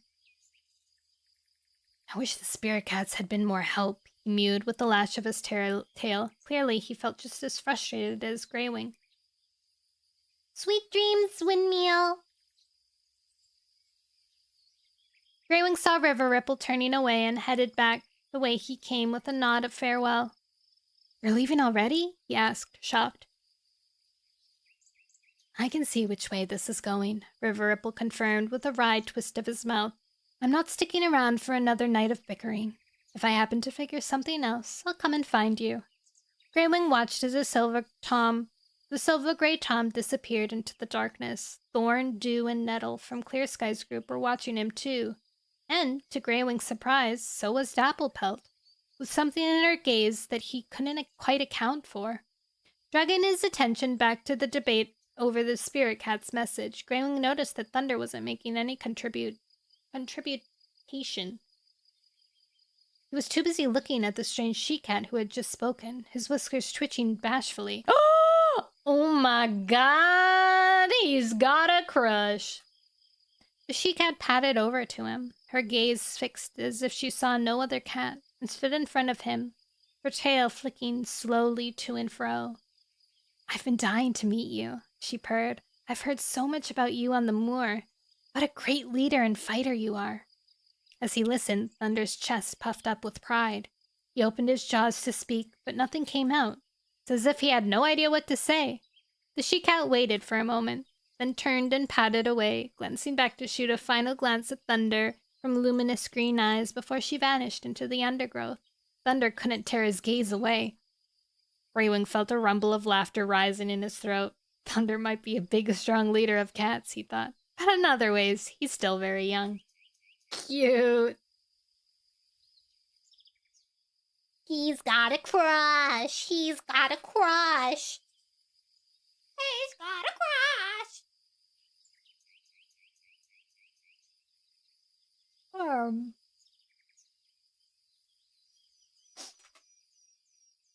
I think I'm gonna... Chapter 5. Okay, next chapter is very short, so I'm just gonna read the next chapter really quick. We might have a shorter stream today, just because my throat is kind of hurting. Like a weird hurt. You know, like when... I don't know how to describe it well, but it almost feels like there's a liquid stuck in the back of my throat, but the liquid isn't a liquid, it's a sting. A stinging feeling. That's the best I can explain it. Chapter 5. It's because I've been crying about McQueen, it's true! McQueen. Your Sky paused beneath an arching clump of ferns, and took in a long breath of the cool morning air. Since the first visit from the spirit cats, there was no need to patrol his boundaries anymore. "I want to play, Uma Musume. I want to eat dinner." But he enjoyed the peace and quiet of the forest in the dim light of dawn, and since the second visit from the spirit cats the night before, he wanted time to ponder their message. The blazing star. Could it be the sun? Clear Sky wondered, padding onward through the undergrowth, the dew-laden grasses brushing his pelt. But no, how could any cat use the sun as a weapon? Deep in thought, he didn't realize at first how far his paws were taking him, until he caught a familiar acrid ting at the back of his throat, and heard a distant rumble. The Thunder Path! Clear Sky halted, then turned back towards his own camp, his fur bristling. I certainly don't want to go there. The harsh shriek of the monsters faded, but Clear Sky's nose twitched as he picked up another scent. There was a cat in the forest, one he didn't recognize. And as the scent gradually strengthened, he realized it was drawing closer to him. Every hair on Clear Sky's pelt prickled with suspicion. Is This a sneak attack? True, if your name is Soul, you can weaponize the sun. But the strange cat was moving too clumsily for that. Clear Sky could see the tops of the ferns waving as the cat blundered forward, making no attempts at quiet. Clear Sky hesitated a heartbeat longer, then leaped up to the nearest tree and crouched on a low branch, half hidden by a clump of leaves. A moment later, a Ginger Tom emerged from the undergrowth and started sniffing around the roots of the tree. Now that he was so close, Clear Sky's belly turned over at the stench that was rising from him. Kitty pet. One he had seen before. Tom? Slinking through the forest with some kits. Ew! He's the Claw! Tom is the Claw! Kill him! Clear Sky waited until the Tom turned to pad away, then rose to his paws and took a pace further along the branch into the open. You again! What do you want here? He demanded. The kitty pet reared back in alarm, then crouched to the ground, lying his ears back. My name's Tom. I don't mean any harm, he stammered. I've been wandering around in the forest for a while. I noticed the cats are forming into groups. Clear Sky twitched his ears. And? I like the sound of that, Tom went on. Cats working together, helping each other to find shelter and prey. It's gotta be much better than working alone, scounging for scraps while hoping it doesn't rain too hard. I was wondering if your group might have room for one more? Wouldn't an acorn fur be able to recognize him, though? Or I guess she doesn't know what he looks like, but you'd think. But, like, for sure, Lightning Tail would have been like, oh my god, and this awful Tom? Named Tom? Can you even believe that? They named him Tom! Like, I feel like they would gossip heavily about that. Clear Sky studied the Ginger Tom closely. He wasn't entirely convinced by the kitty pet's speech or his cringing manner. I can see the marks on your neck where you wore your two-leg collar, he meowed, and your round belly. You must have had a few easy meals lately. Tom gave his chest for a couple of quick licks. I once lived with two legs, he admitted reluctantly, but I've since returned to the wild. Returned? Clear Sky challenged him. Tom rolled his eyes. All right, not returned exactly. This is my first time living in the wild, but it feels like I'm returning to my real home. Clear Sky let out a snort of laughter. Oh, I feel so sorry for you. It must have been hard living in the warm and dry of a two-legged den when your spirit was craving the cold, wet, and hunger of the wild. Studying Tom afresh, Clear Sky noticed that his pelt did look a bit ragged in places. Though he still had the stench of two legs on him, it was believable that he had been living like a real cat for a little while. But Clear Sky was still reluctant to take in a kitty pet, especially when he remembered what had happened with Bumble. Leaping to the ground, Clear Sky kept a wary distance from Tom while patting around to size him up. So, can I come and live with you? Tom asked. I've heard about your survival tactics, and I think I could work the same way.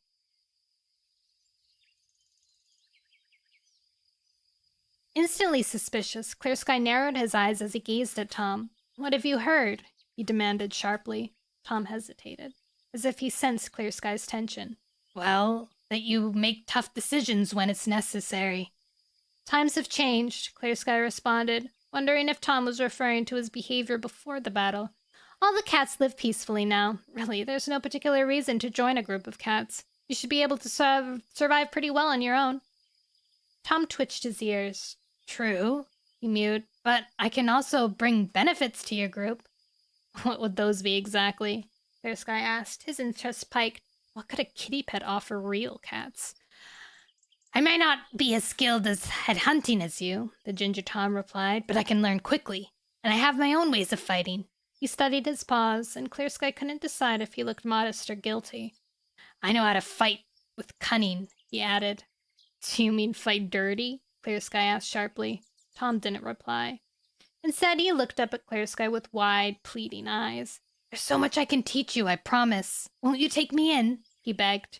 Guilt throbbed through Clear Sky. Facing the truth about himself, he knew that he had caused so much unhappiness in the past. Perhaps it's time to make amends. No! Okay, he meowed. You can come back to camp with me if you think you can prove yourself, but I'm warning you, we can't support any cat who doesn't contribute. Tom puffed out his chest, his expression suddenly proud and happy. You won't regret this, he promised. We won't let you down.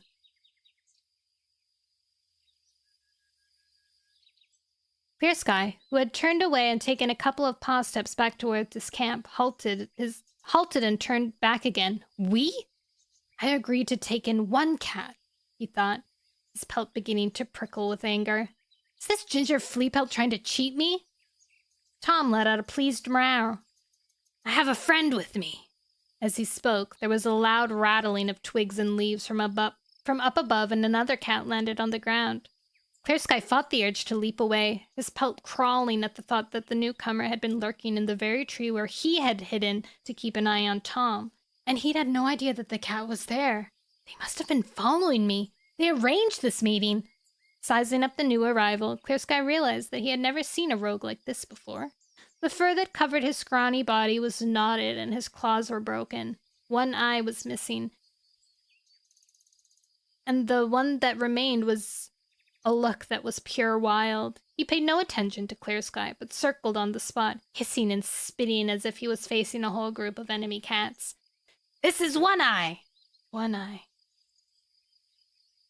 Tom announced proudly. He's the bravest rogue cat in the whole forest. When Clear Sky didn't respond, Tom added, He may look like a sick, skinny old thing on his last legs, but he's the perfect addition to your group. You won't have to worry about being attacked with him around. I invited him here today. Tom broke off with a screech of pain as One Eye pounced onto his back, digging his jagged claws in. Jerking away, he turned a shocked stare on One Eye as the rogue jumped down again. What was that for? He asked. Wait. How should I do his voice? I can speak for myself, One Eye hissed. Clear Sky thought that Tom was right to look shocked. What is he thinking hanging around like this? Tom sat down and started to groom his pelt, his pride clearly ruffled. Meanwhile, Clear Sky watched One Eye as he circled languidly. Can you keep up with that voice? How long is One Eye going to be talking? He was becoming more and more intrigued to hear what the rogue had to say for himself. I remember this forest when all the trees were saplings, One Eye began. I lived here before any group were even born. Dude, that doesn't make sense. So how old is he? Clear Sky asked himself. If he's as old as the trees, he should hardly be able to walk. While Clear Sky was trying to decide how to respond, One Eye whipped around and confronted him. Are you the leader, then? He asked. Surprised by the direct question, Clear Sky raked the ground with his forepaws. Well, of this part of the forest? Yes. Then you're the cat I want to speak to, One Eye continued. Tom's told me all about you. I'm here to offer my service to your group of cats. Trust me, this is not an offer that you want to turn down. Momentarily stunned, Clear Sky was acutely aware that he had to take control of this situation. What do you think you can bring to my group? He asked. One Eye looked thoughtful for a moment. Before he could reply, the sound of fluttering wings in the tree above distracted all three cats. A plump pigeon had aligned on the lowest branch. Excuse me, The mangy rogue drawled. With a massive leaf, he hurled himself into the tree, his claws sinking into the body of the pigeon. It struggled wildly, its feathers falling like snow, then went limp. One Eye thumped back to the ground and dropped the prey at Clear Sky's paws as if shaking dirt from his fur. Will that do? He asked. Clear Sky gazed down at the dead bird, impressed in spite of himself. I'll show you my hunting and fighting techniques anytime you like. Tom is back! No, Kay! This is terrible news! We don't need to learn any fighting techniques, Clear Sky retorted sharply. Just the hunting skills will do. For a few heartbeats, he hesitated, then asked, Have either of you heard of the Blazing Star? One Eye and Tom glanced at each other. Tom shook his head, but after a moment, One Eye muttered, It could be a plant. Thank you, Paradox. Could be anything, Clear Sky thought, disappointed to not have discovered any useful information. I guess it was a bit of a long shot. Okay, you can follow me back to camp, he meowed to One Eye and Tom, some instinct telling him it was better to have these cats as friends rather than enemies. But as Clear Sky turned and headed towards home, One Eye padded ahead of him, leading the way as if he already knew where their camp was. The pigeon dangling from his jaws, Tom brought up the rear. Why do I feel as though they always knew they'd be coming back with me? Clear Sky thought.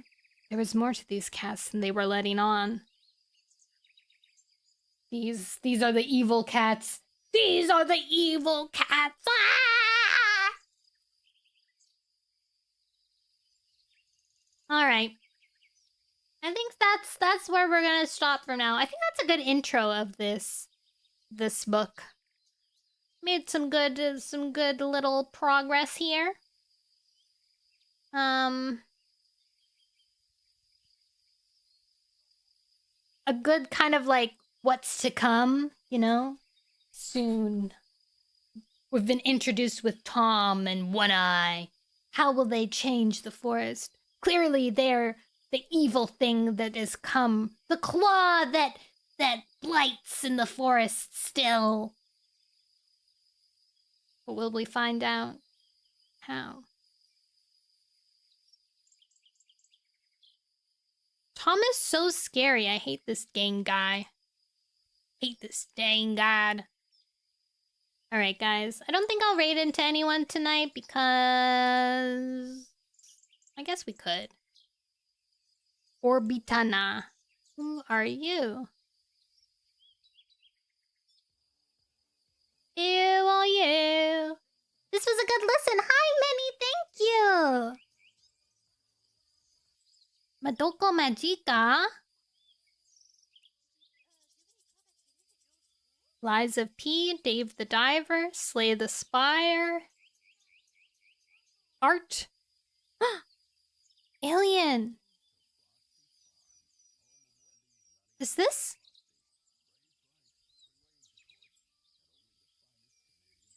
Hold on, I think this might be the person who made my model, maybe?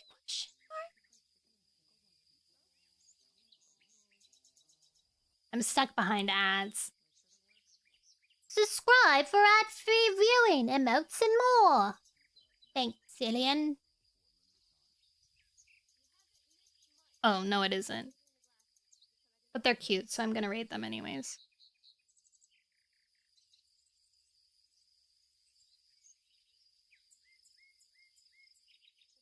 Dun dun dun dun dun dun dun. That work? No, it didn't. Rats.